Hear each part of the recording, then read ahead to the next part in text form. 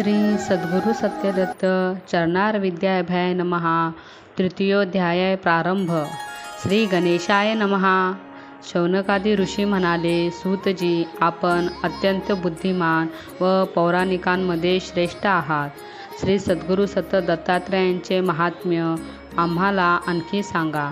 ते श्रवण करण्याची आमची उत्कट इच्छा आहे.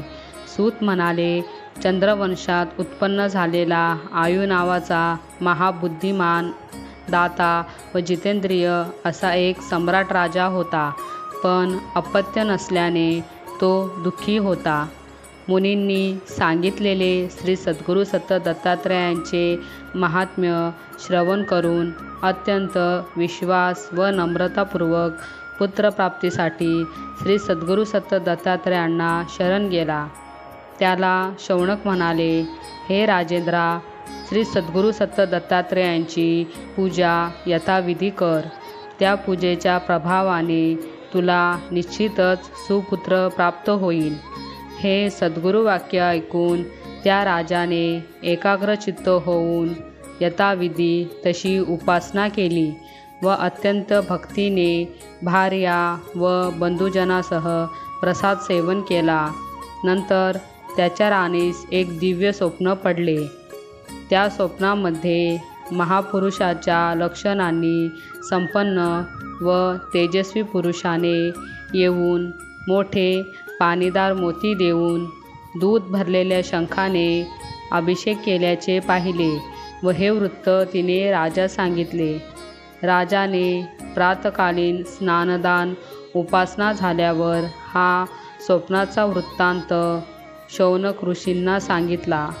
शौनक म्हणाले, अनुसूयेच्या गर्भातील रत्न अशा श्री सद्गुरु दत्तात्रेय प्रभूंनी हे फल अर्पण केले आहे. धर्मात्मा विष्णुभक्त चंद्रवंशाला भूषण असा उत्तम पुत्र होईल, हे या स्वप्नातून सूचित होते. यात काहीच शंका नाही. याच वेळी हुंडासुराची कन्या तिच्या मैत्रिणीसह नंदनवनात फिरत असता स्तुतिपाठक भाट लोकांचे बोलणे तिने ऐकले. भाट परस्परांमध्ये बोलत होते की हुंडासुराचा नाश करणारा मुलगा आयुराजाला होणार आहे.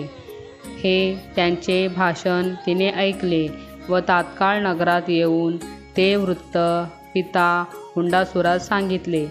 दुरात्मा, दुष्ट, दानव हे ऐकून आश्चर्यचकित झाला. खरोखर हा माझा शत्रू आहे, याला प्रयत्नाने मारलाच पाहिजे असा निश्चय केला. त्या हेतूने तो राक्षस इंदुमती राणीस दुष्ट स्वप्ने दाखवू लागला. तथापि श्री सद्गुरु सत्य दत्तात्रेयांनी रक्षण केलेला इंदुमती राणीचा तो भाग्यवान गर्भ नाश पावला नाही, तर दिवसेंदिवस वृद्धिंगत झाला. पूर्ण दिवस भरल्यावर शुभकाली रवी, गुरु, शुक्र, बुध व चंद्र हे 5 ग्रह उच्चस्थानी असताना अस्तंगत नसताना महाभाग्यवान पुत्रास इंदुमतीने जन्म दिला. त्या सुंदर बालकास पाहून राणी इंदुमती व राजा आयु आनंदित झाले. राजा आयुने पुत्रजन्माचा महोत्सव श्रवण करून जातकर्म संस्कार करून अनेक प्रकारे दाने दिली. इतक्यात कोणी एक दासी प्रसूतिगृहातून बाहेर आली. मायावी हुंडासुराने त्याच वेळी त्या दासीच्या अंगात प्रवेश केला. त्या बालकाला तेथून दूर नेण्याची इच्छा करणाऱ्या त्या राक्षसाने सर्वांना शीघ्र निद्रा यावी म्हणून मंत्रविद्येचा जप केला. त्यामुळे मोहित होऊन सर्व झोपले असता हुंडासूर दैत्याने खऱ्या रूपाने प्रगट होऊन त्या बालकाचे अपहरण केले. त्या बालकाला घेऊन तो आपल्या कांचन नावाच्या नगरात गेला. तिथे त्या दैत्याने आपल्या प्रिय पत्नीस बोलावून तिच्या स्वाधीन ते बालक केले व म्हणाला, हे प्रिये, तू आपल्या समक्ष या बालकाला मारून त्याचे मांस शिजवून प्रातकाळी मला खायला दे. बरे आहे, असे म्हणून ती दैत्य स्त्री त्या बालकाला घेऊन स्वयंपाकघरात गेली आणि तेथे असणाऱ्या एकला नावाच्या दासीला तिने कठोरपणे आज्ञा केली, तू कोणताही विचार न करता या बालकाला मारून त्याचे मांस उत्तम प्रकारे शिजवून ते दैत्यराजास खायला दे. असे म्हणून त्या बालकाला दासीच्या हाती देऊन ती आपल्या महालात निघून गेली. नंतर दासीने ते बालक मारून शिजविण्यासाठी आचाराच्या हाती दिले. हुंडासुराची पत्नी बालकाला मारण्यासाठी विश्वासाने दासीजवळ देऊन दुसऱ्या कामासाठी निघून गेल्यावर तिथे फक्त दासी राहिली. नंतर त्या निर्दय आचार्याने नवीनच जन्मलेला त्या दिव्य बालकाला मारण्यासाठी त्याच्यावर शस्त्रप्रहार केला, पण त्यामुळे त्या बालकाला काहीच व्यथा झाली नाही. उलट श्री सद्गुरू सत्त दत्तात्रयांचे चक्र त्याचे रक्षण करीत असल्याने त्या आचार्याचे शस्त्रच मोडले. बालक न मरता सुरक्षित राहिलेले पाहून बालकाच्या सुदैवाने ती क्रूर एकला दासीही एकदम शांत झाली आणि त्या आचारास म्हणाली, हे बुद्धिमान पाचका, तू या बालकाला मारू नकोस. त्याने ते कबूल केल्यावर ते दोघे बालकासह नगराबाहेर गेले आणि वसिष्ठ ऋषींच्या आश्रमाबाहेर बालकाला ठेवून शीघ्र परत आले. नंतर त्या आचार्याने एक मृगशिशू मारून त्याचे मांस शिजवून हुंडासुराला विश्वासपूर्वक खायला दिले. त्यावेळी तो मूर्ख हुंडासूर मोठ्या आनंदाने मांस खाऊन स्वतःला कृतकृत्य समजता झाला. प्रातकाळी आश्रमाच्या बाहेर एक दिव्य बालक एकटेच निजलेले पाहून ज्ञानीपुरुषांमध्ये श्रेष्ठ असे वसिष्ठ ऋषी आश्चर्यचकित होऊन बोलू लागले, ऋषी हो, हे कुणाचे सुंदर बालक रात्री येथे कोणी आणून ठेवले समजत नाही. ते सर्व ऋषीही त्या बालकाला पाहून विस्मित झाले. नंतर त्रिकालज्ञानी वसिष्ठ ऋषी ध्यानाने सर्व जाणून बोलू लागले, हा सोमवंशातील आयुराजापासून श्री सद्गुरू सत्त दत्तात्रयांचे सेवेचे फल म्हणून उत्पन्न झालेला पुत्र आहे.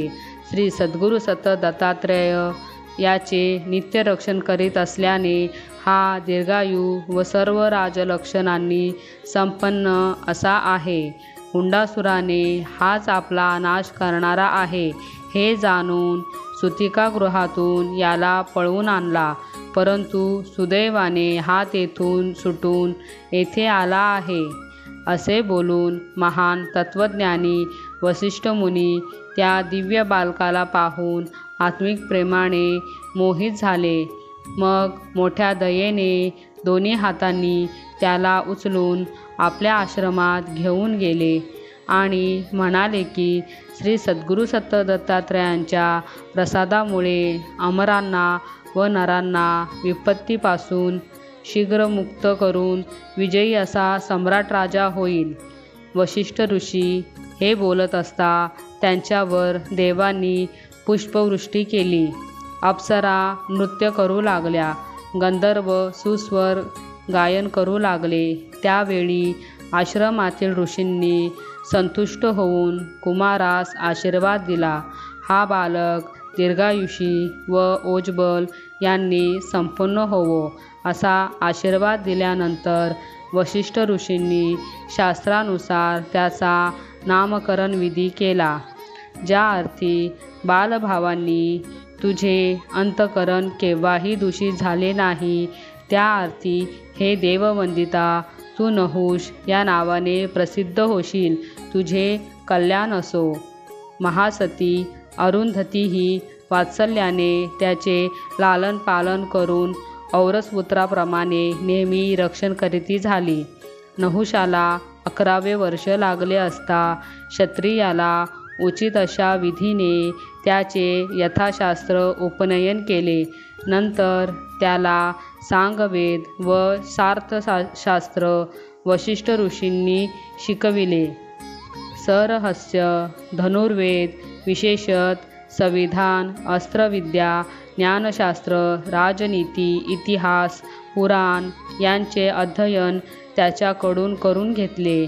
याप्रमाणे विद्याग्रहण करीत असताना यथाविधी नम्रतापूर्वक शिष्यत्व स्वीकारून नहुषाने तन, मन, वाणी यांनी सद्गुरू वशिष्ठांचे सेवन भक्तिभावाने केले. यामुळे निर्मत्सर व सर्व गुणांनी पूर्ण होऊन श्री वशिष्ठांच्या कृपाप्रसादाने सर्व विद्या पारंगत झाला. इति श्री सद्गुरु सत्यदत्त पूजा तृतीयोध्याय.